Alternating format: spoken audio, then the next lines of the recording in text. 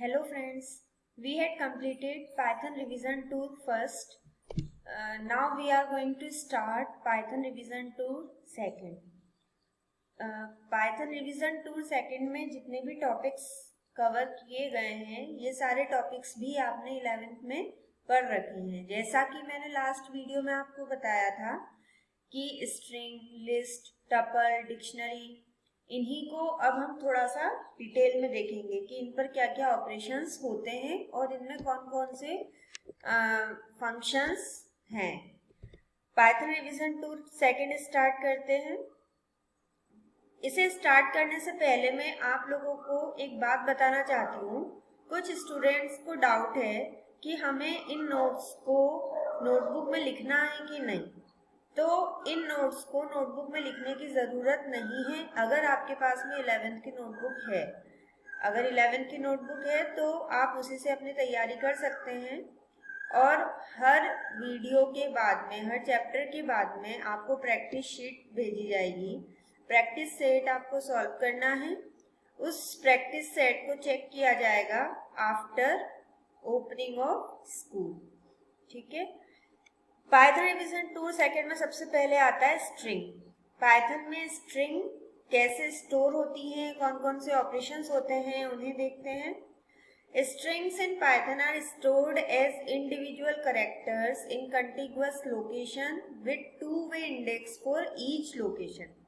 मैं आपको पहले भी बता चुकी हूँ कि स्ट्रिंग के जो करेक्टर्स होते हैं वो कंटिग्यूअस लोकेशन पर, मतलब पहले 0 इंडेक्स पे, फिर 1 इंडेक्स पे, फिर 2 इंडेक्स पे, जैसे कि ये डायग्राम में शो हो रहा है, इस तरह से स्ट्रिंग के एक एक करेक्टर स्टोर होते हैं मेमोरी में। स्ट्रिंग के जो करेक्टर्स होते हैं वो मेमोरी में यूनिकोड फॉर्मेट में स्टोर होते हैं। ठीक है।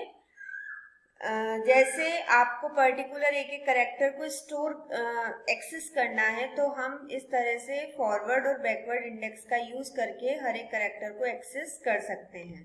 ये हम लास्ट वीडियो में देख चुके हैं। फर्स्ट ऑपरेशन आता है स्ट्रिंग में ट्रैवर्सिंग। ट्रैवर्सिंग क्या होता है? ट्रैवर्सिंग मतलब ये होता है कि आप स्ट्रिंग में 0 इंडेक्स से 5th इंडेक्स तक मूव कर सको। आप स्ट्रिंग में आगे पीछे पर्टिकुलर एक एक करेक्टर के ऊपर जाकर कोई काम कर सको, इसी को ट्रैवर्सिंग किया जाता है। आगे पीछे मूव होना। वो मूव होने के लिए हम फॉर लूप का यूज करते हैं। जैसे आप एक एग्जाम्पल देख रहे हो, name is equals to Python, एक स्ट्रिंग नेम वेरिएबल को असाइन की गई है, फॉर लूप लगाया हमने, ch वेरिएबल बनाया है इन नेम। अब क्या होगा, इस नेम से एक एक करके एक करेक्टर ch को दिया जाएगा और वो करेक्टर प्रिंट होता जाएगा। हमने देखा एक एक करेक्टर एक्सेस हुआ, उसके लिए आप देखिए हर करेक्टर के आगे एक डैश प्रिंट होगा और end इक्वल्स टू हमने स्पेस कर दिया। क्यों? क्योंकि प्रिंट में एंड आर्ग्यूमेंट की जो डिफॉल्ट वैल्यू होती है वो /n होती है, मतलब न्यू लाइन। हम न्यू लाइन पर नहीं चाहते हैं, हम एक ही लाइन में पूरा नेम प्रिंट करवाना चाहते हैं, तो हमने end को नल कर दिया।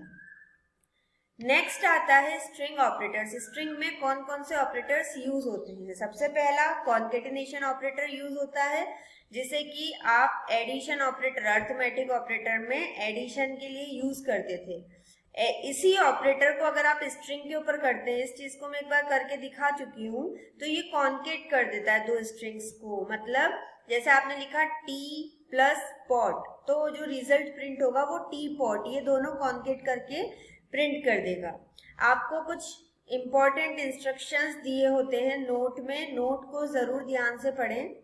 एक नोट दे रखा है, original strings are not modified as strings are immutable. हमेशा ध्यान रखिए स्ट्रिंग में कभी भी मॉडिफिकेशन नहीं हो सकते हैं, क्योंकि string data type immutable data type होता है।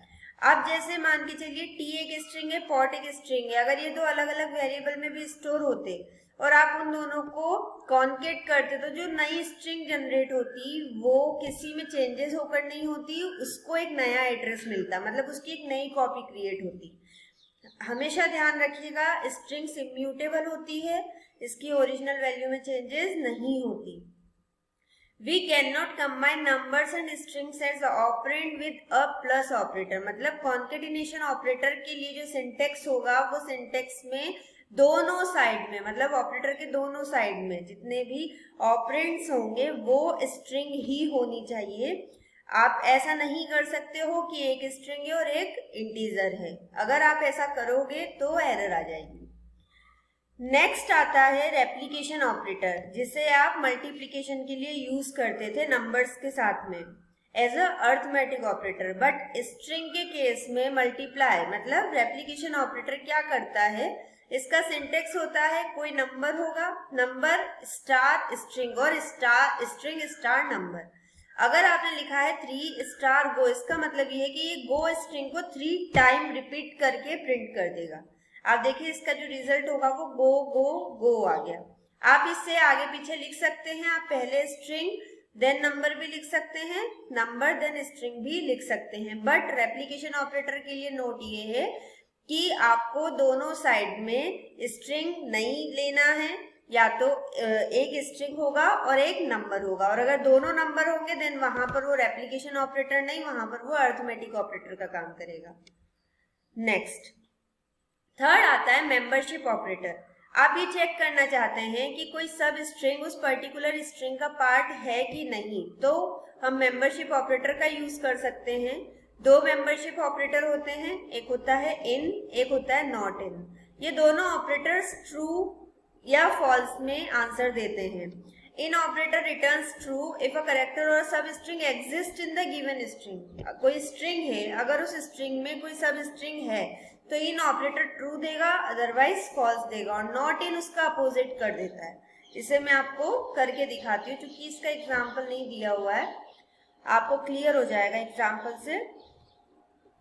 जैसे हम चेक करना चाहते हैं कि ए बी सी जो स्ट्रिंग है वो A B C D E F G H string में है या नहीं। अगर A B C string as it is हुई तो ये ट्रू देगा।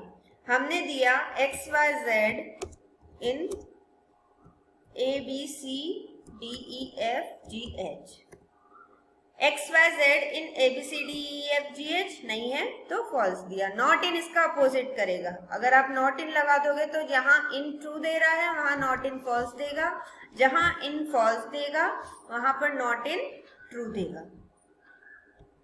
ये हुए मेंबरशिप ऑपरेटर्स। फोर्थ होते हैं कंपैरिजन ऑपरेटर्स। कंपैरिजन ऑपरेटर जितने भी रिलेशनल ऑपरेटर होते हैं उन्हें हम स्ट्रिंग के ऊपर भी अप्लाई कर सकते हैं, लेकिन यहाँ पर जो कंपैरिजन होता है वो यूनिकोड के रूल के अकॉर्डिंग होता है, क्योंकि यूनिकोड स्टैंडर्ड ने हर एक कैरेक्टर को एक न्यूमेरिक वैल्यू दे रखी जिसे हम ऑर्डिनल वैल्यू कहते हैं। फॉर एग्जाम्पल 0 से 9 तक जितनी भी डिजिट्स होती है उनकी ऑर्डिनल वैल्यूज 48 to 57 होती है, capital A to capital Z 65 to 90 होती है, and small A to small Z 97 to 122 होती है। इसका मतलब ये है कि जो जिसे हम बड़ी एबीसीडी बोलते हैं वो छोटी एबीसीडी से छोटी होती है। स्मॉल ए का ऑर्डिनल नंबर 97 होता है जो कि कैपिटल ए 65 से बड़ा होता है। तो इन कैरेक्टर्स की ऑर्डिनल वैल्यू के अकॉर्डिंग कंपैरिजन होता है। इसे मैं आपको दोबारा से करके दिखाती हूँ। मैंने चेक किया A B C is greater than, sorry ये स्ट्रिंग की वैल्यू है, हम कोट्स में देंगे, is greater than capital A B C. आप देखिए दोनों स्ट्रिंग में सिर्फ ए का डिफरेंस है, एक स्ट्रिंग में ए स्मॉल है, एक स्ट्रिंग में ए कैपिटल है। वो कह रहा है small A B C is greater than capital A B C. आप यहाँ देखिए कंपैरिजन जो होता है वो कैरेक्टर बाय कैरेक्टर होता है। पहले फर्स्ट कैरेक्टर से कंपेयर होगा दोनों स्ट्रिंग का। अगर फर्स्ट कैरेक्टर पे ही कंपैरिजन मिल जाता है, छोटा या बड़ा है ये पता चल जाता है, तो नेक्स्ट कैरेक्टर तक कंपैरिजन जाता ही नहीं है, मतलब वहीं पर आंसर शो कर दिया जाता है, नेक्स्ट कैरेक्टर को देखा भी नहीं जाता। अभी आप देखिए ये ए इस ए से बड़ा है तो ये आंसर देगा ट्रू। मैं जो कहना चाह रही हूँ वो ये है कि मान के चलिए आपने यहाँ पर ए बी और सी को कैपिटल कर दिया है।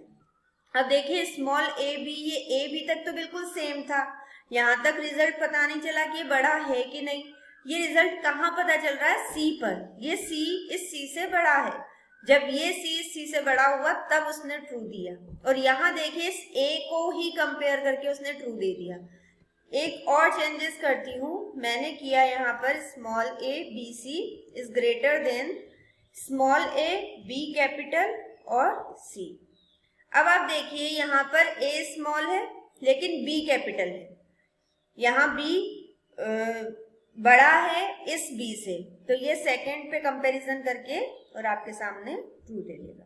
मतलब स्ट्रिंग के केस में करेक्टर बाय करेक्टर कंपैरिजन होता है, और वो कंपैरिजन होता है ऑर्डिनल वैल्यूज के अकॉर्डिंग जो कि यूनिकोड के अकॉर्डिंग दी गई है। कुछ नोट दे रखे हैं, हम किसी भी करेक्टर का ऑर्डिनल नंबर पता कर सकते हैं ORD फंक्शन से, और किसी भी ऑर्डिनल नंबर पर करेक्टर कौन सा है ये पता कर सकते हैं CHR फंक्शन से। ORD में आप कोट्स के अंदर करेक्टर पास करो, उसका ऑर्डिनल नंबर प्रिंट हो जाएगा, और CHR में आप इंटीजर की वैल्यू पास करो, उस इंटीजर पे कौन सा करेक्टर है वो आपके सामने प्रिंट हो जाएगा।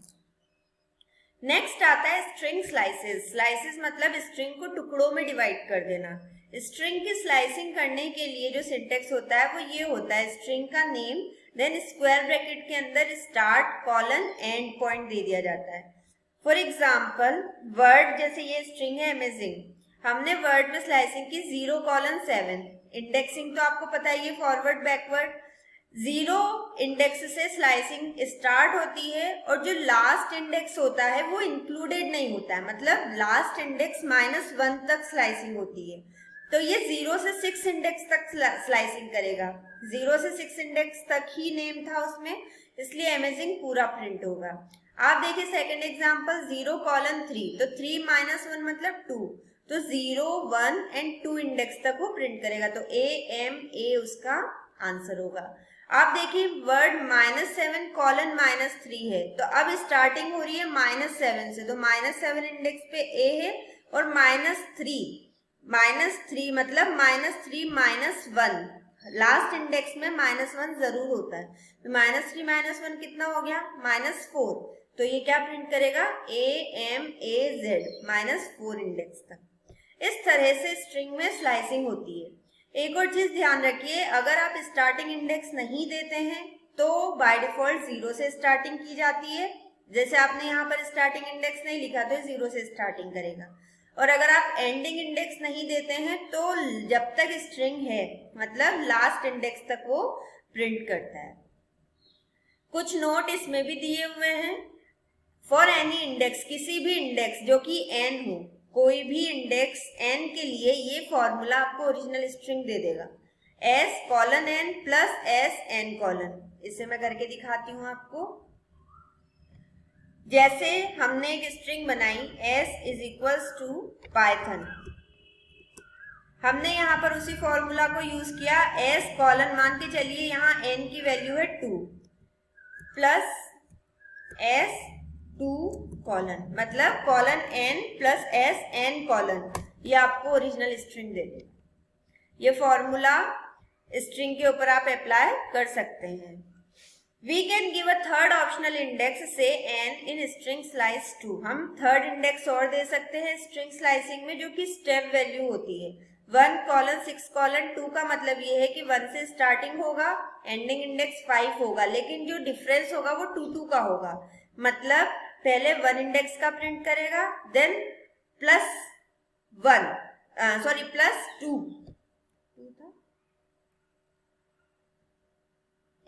प्लस 1 इंडेक्स का +2, तो 1 + 2 कौन सा इंडेक्स आ गया 3, Z 3 + 2 5, ऐसे 6, तो 6 - 1 5 तक वो प्रिंट करेगा। तो ये जो होता है थर्ड आर्ग्यूमेंट वो स्टेप वैल्यू होती है, उतना उस इंडेक्स में ऐड होकर प्रिंट होता है। सिमिलरली इन एग्जांपल्स में भी वही होगा। अब यहाँ देखिए स्टार्टिंग और एंडिंग इंडेक्स नहीं दिया हुआ है, तो स्टार्टिंग 0 से होगा, एंड इंडेक्स तक प्रिंट करेगा, लेकिन जो डिफरेंस होगा वो -2 का होगा। ये माइनस जब हम स्टेप वैल्यू देते हैं तो रिवर्स ऑर्डर में प्रिंट करता है। एक और फॉर्मूला है ::-1, आपको पूरी स्ट्रिंग रिवर्स ऑर्डर में दे देगी। स्टेप वैल्यू को अगर आप नेगेटिव देते हो तो रिवर्स ऑर्डर में प्रिंट करता है।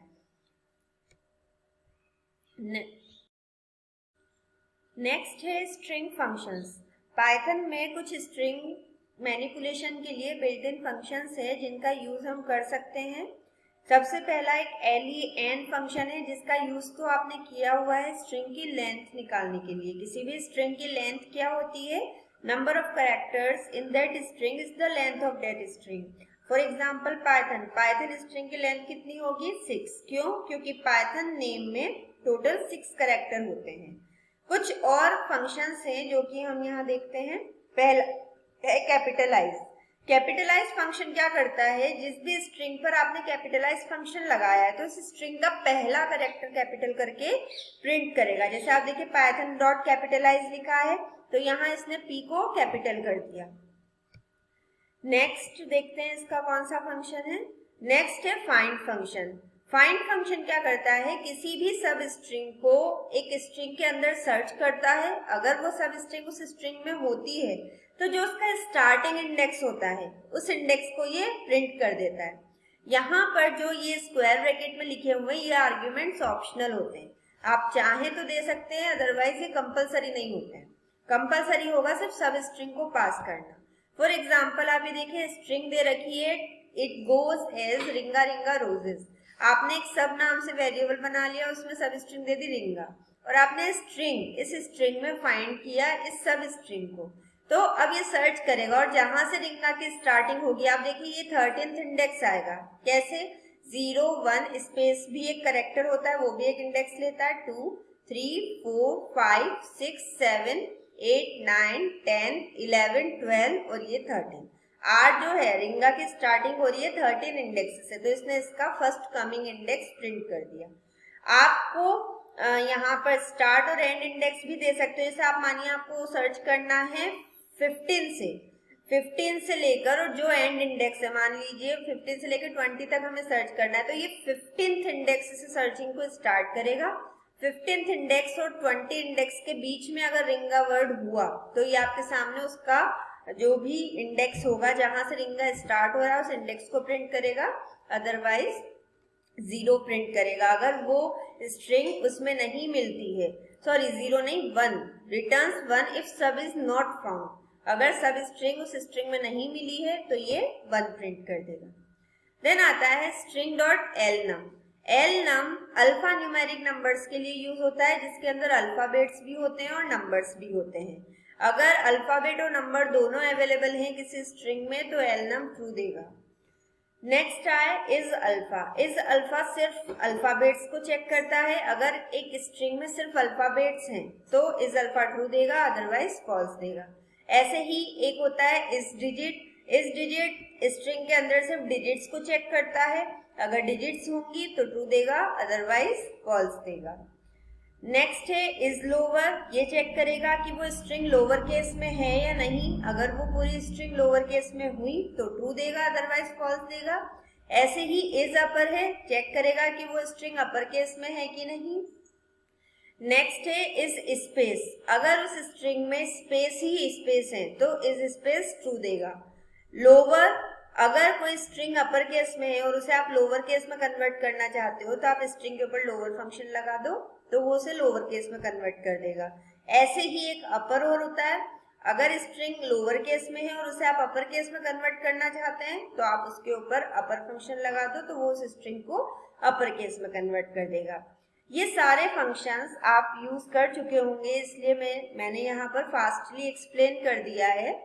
बाकी आप इन्हें प्रैक्टिकली कर कर देखिएगा। अगर कोई डाउट होता है तो आप मुझसे पूछ लीजिएगा। इन सारे फंक्शंस का यूज अब आप करेंगे जब आप लॉजिक डेवलप करेंगे। अभी तक तो हमने सिर्फ इनके बेसिक्स को पढ़ने के लिए, इन्हें समझने के लिए कि जो ये लिखा हुआ है वो सही है या नहीं, इसे इम्प्लीमेंट करके देख लिया। बट अब हम इसका लॉजिक तैयार करेंगे जो कि फाइल हैंडलिंग में यूज होगा। फॉर एग्जाम्पल आपको अभी एक बच्चे ने मुझसे क्वेश्चन किया था कि उसने एक प्रोग्राम बनाया है, उसे उसमें यूजर से एक मोबाइल नंबर एंटर करवाना है। वो मोबाइल नंबर सिर्फ 10 डिजिट का हो और उसमें डिजिट्स ही एंटर हो और 10 से ज्यादा डिजिट्स एंटर ना हो। अगर कोई यूजर करता है डिजिट्स के अलावा अल्फाबेट कर देता है या 10 से ज्यादा डिजिट्स एंटर कर देता है तो उसके सामने एरर शो हो, तो वहां पर हम इन फंक्शंस का यूज कर सकते हैं। आप इस डिजिट का यूज कर सकते हो, आप len फंक्शन का यूज कर सकते हो, इफ एल्स का यूज कर सकते हो। मैंने आपको हिंट दिया है, आप इसका लॉजिक आराम से डेवलप कर सकते हो। ठीक है, जो प्रैक्टिस सेट्स में क्वेश्चंस होते हैं आप ये मत समझिएगा कि ये ऐसे ही दिए गए हैं या इनका कोई यूज नहीं है। प्रैक्टिस सेट के क्वेश्चन आपको एग्जाम में बहुत यूजफुल होंगे। प्रैक्टिस सेट में वही क्वेश्चंस दिए जाएंगे जो उस चैप्टर में से, जो क्वेश्चंस उस चैप्टर में से एक्सपेक्टेड होंगे कि वो एग्जाम में आते हैं या उसी टाइप के क्वेश्चंस आते हैं। तो आपकी अच्छी प्रैक्टिस होगी, इसलिए प्रैक्टिस सेट को जरूर सॉल्व करें। और कोई डाउट होता है तो आप मुझसे क्लियर कर सकते हैं। आज यहीं तक रखते हैं। स्ट्रिंग्स मैंने बताई पाइथन में क्या होती है। नेक्स्ट सेशन होगा हमारा लिस्ट का, लिस्ट इन पाइथन हम पढ़ेंगे। देन रिवीजन टूर सेकेंड में आपका टपल रह जाएगा, डिक्शनरी रह जाएगा और सॉर्टिंग मेथड्स रह जाएगा। उसके बाद में हम पाइथन में फंक्शंस क्या होते हैं उसे स्टार्ट करेंगे।